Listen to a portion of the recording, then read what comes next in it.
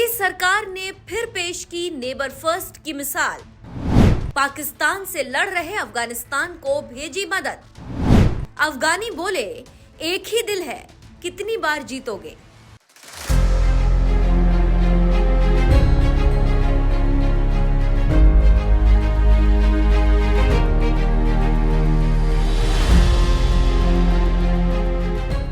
सनातन धर्म की धरती भारत वसुधैव कुटुंबकम की विचारधारा पर चलने वाला देश है, जो सिर्फ भारत को अपना परिवार नहीं मानता, पूरी दुनिया को अपना परिवार मानता है। और जब पूरी दुनिया को अपना परिवार मानता है तो फिर किसी भी देश में कोई भी आपदा आए, भारत सीना तान कर उनके साथ खड़ा रहता है और हर संभव मदद पहुंचाता है। नेपाल में भूकंप आया, मालदीव में अचानक पानी की समस्या आ गई, फिजी के अंदर समुद्री तूफान आ गया, पश्चिम एशिया में हिंसा के इलाकों में हजारों भारतीयों और विदेशियों का इवैक्यूएशन की बात हो, म्यांमार में साइक्लोन के बाद राहत और रिहेबिलिटेशन के लिए सहायता करने में हमने एक अच्छे पड़ोसी का कर्तव्य निभाया।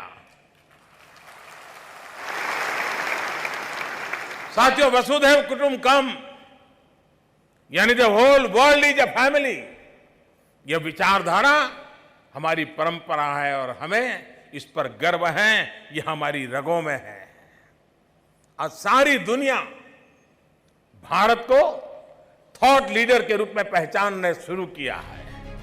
कोई देश भारत का कितना ही बड़ा दुश्मन क्यों ना हो, लेकिन बात जब इंसानियत की आती है तो मोदी सरकार उनके साथ खड़ी नजर आती है। और ऐसे मुश्किल वक्त में पासपोर्ट का रंग नहीं देखती कि कौन हमारा दुश्मन है और कौन दोस्त। नेपाल में भूकंप आया, मालदीव में अचानक पानी की समस्या आ गई, फिजी के अंदर समुद्री तूफान आ गया, पश्चिम एशिया में हिंसा के इलाकों में हजारों भारतीयों और विदेशियों का इवैक्यूएशन की बात हो, म्यांमार में साइक्लोन के बाद राहत और रिहेबिलिटेशन के लिए सहायता करने में हमने एक अच्छे पड़ोसी का कर्तव्य निभाया। साथियों, वसुधैव कुटुंबकम यानी the whole world is a family, यह विचारधारा हमारी परंपरा है और हमें इस पर गर्व है, यह हमारी रगों में है। आज सारी दुनिया भारत को थॉट लीडर के रूप में पहचानने शुरू किया है। पूरी दुनिया में कहीं भी कोई भी आपदा आई, वसुधैव कुटुंबकम की विचारधारा पर चलने वाला भारत हर वक्त हर आपदा में उस देश के साथ खड़ा नजर आता है। कुछ ऐसा ही एक बार फिर देखने को मिला जब भारत का भरोसेमंद दोस्त अफगानिस्तान पिछले कई महीनों से पाकिस्तान परस्त आतंकवाद से लड़ रहा है, जो लगातार अफगानिस्तान पर हवाई हमले कर रहा है और अपने देश में मौजूद अफगान शरणार्थियों को बाहर भगा रहा है। ऐसे मुश्किल वक्त में एक बार फिर भारत मजबूती के साथ अफगानिस्तान के साथ खड़ा नजर आया, जब मोदी सरकार ने मेडिकल जरूरतों को पूरा करने के लिए 73 टन जीवन रक्षक दवाएं, वैक्सीन और जरूरी सप्लीमेंट से भरा जहाज अफगानिस्तान के लिए रवाना किया और ये संदेश भेजा कि अफगान लोगों के साथ भारत का अटूट समर्थन जारी रहेगा। भारत की ओर से जैसे ही मदद भेजी गई, अफगानिस्तान के लोगों का दिल भर आया।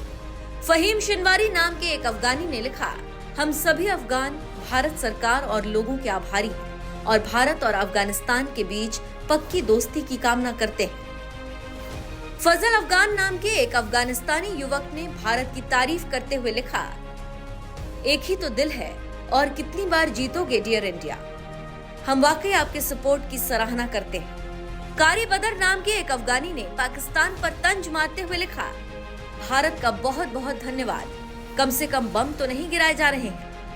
पाकिस्तान से जंग लड़ रहे अफगानिस्तान को भारत ने जैसे ही मदद भेजी, अफगानिस्तान के लोग कुछ इसी तरह से भारत की तारीफ कर रहे हैं। वैसे आपको बता दें, ये कोई पहली बार नहीं है कि मोदी सरकार ने अफगानिस्तान की मदद की हो। भूकंप के दौरान 25 सितंबर को भी भारत की ओर से भारी मात्रा में राहत सामग्री अफगानिस्तान भेजी गई थी, जिसके बारे में जानकारी देते हुए भारतीय विदेश मंत्रालय के प्रवक्ता रणधीर जायसवाल ने बताया था, हाल ही में आए भूकंप के बाद अफगानिस्तान में भारत की मानवीय मदद के सिलसिले में राहत सामग्री से भरे 3 कंटेनर आज चाबहार के रास्ते काबुल पहुंचे और उन्हें अफगान अधिकारियों को सौंप दिया गया। इस खेप में खाने का सामान, water purifier, protein powder, tin की चादरें, स्लीपिंग बैग, हाइजीन किट, पानी के स्टोरेज टैंक, जेनसेट, परिवार के लिए टेंट, कंबल, जरूरी दवाइयां और दूसरी मेडिकल सप्लाई शामिल थी। अफगानिस्तान में सरकारें भले ही बदलती रही हों, लेकिन अफगानिस्तान के लिए भारत की दोस्ती नहीं बदली। मोदी सरकार हर मुसीबत में उसके साथ कंधे से कंधा मिलाकर खड़ी रहती है और यही एक अच्छे पड़ोसी की पहचान है। लेकिन ये बात शायद आतंकवाद की खेती करने वाला पाकिस्तान नहीं समझ पाएगा, क्योंकि दाने दाने को मोहताज पाकिस्तान अगर ये बात समझ लेता तो आज उसकी हालत बद से बदतर नहीं होती। क्योंकि जिस भारत का रुतबा पूरी दुनिया में चौथी सबसे बड़ी अर्थव्यवस्था वाले देश के रूप में हो, उस भारत से पाकिस्तान बहुत कुछ हासिल कर सकता था। लेकिन उसने एक अच्छा पड़ोसी बनने की बजाय आतंकी देश के रूप में अपनी पहचान बनाना चुना, जिसका खामियाजा उसकी आवाम भुगत रही। नमक हराम निकला तुर्की। पाकिस्तान की तरह उसका दोस्त तुर्की भी भारत के खिलाफ आवाज उठाने में कोई कसर नहीं छोड़ता है। कश्मीर के मसले पर तुर्की ने हमेशा पाकिस्तान का ही साथ दिया। यहाँ तक कि ऑपरेशन सिंदूर के दौरान तुर्की खुलकर पाकिस्तान के साथ खड़ा रहा और ये बात भूल गया कि जब साल 2023 में आए भीषण भूकंप से तुर्की त्राही त्राही कर रहा था, उस वक्त मोदी सरकार ने पासपोर्ट का रंग नहीं देखा था। ऑपरेशन दोस्त चलाकर तुर्की की मदद की थी, जिसके तहत एनडीआरएफ की टीम और ट्रेन डॉग स्क्वाड भेजे गए थे, जिन्होंने राहत और बचाव कार्य में तुर्की की काफी मदद की थी। लेकिन इसके बावजूद तुर्की भारत की मदद भूल गया और नमक हरामी पर उतर आया, क्योंकि उसकी फितरत में है पाकिस्तान की तरह भारत विरोध करना। ऐसे देश कभी नहीं सुधरते। इनसे कहीं बेहतर तो अफगानिस्तान है, जिसके साथ भारत की दोस्ती अटूट है और जब भी अफगानिस्तान पर कोई मुसीबत आती है, भारत उसके साथ चट्टान की तरह खड़ा नजर आता है। यही वजह है कि अब तो अफगानिस्तानी भी बोल रहे हैं, एक ही दिल है, कितनी बार जीतोगे डियर इंडिया। भारत और अफगान की इस दोस्ती पर आपका क्या कहना है? अपनी राय हमें कमेंट कर जरूर बताएं। साथ ही कुछ ही दिनों पहले भारत आए अफगानिस्तान के उद्योग मंत्री अलहाज दुरुद्दीन अजीजी ने मोदी सरकार के बारे में क्या कुछ कहा, वो भी सुन लीजिए।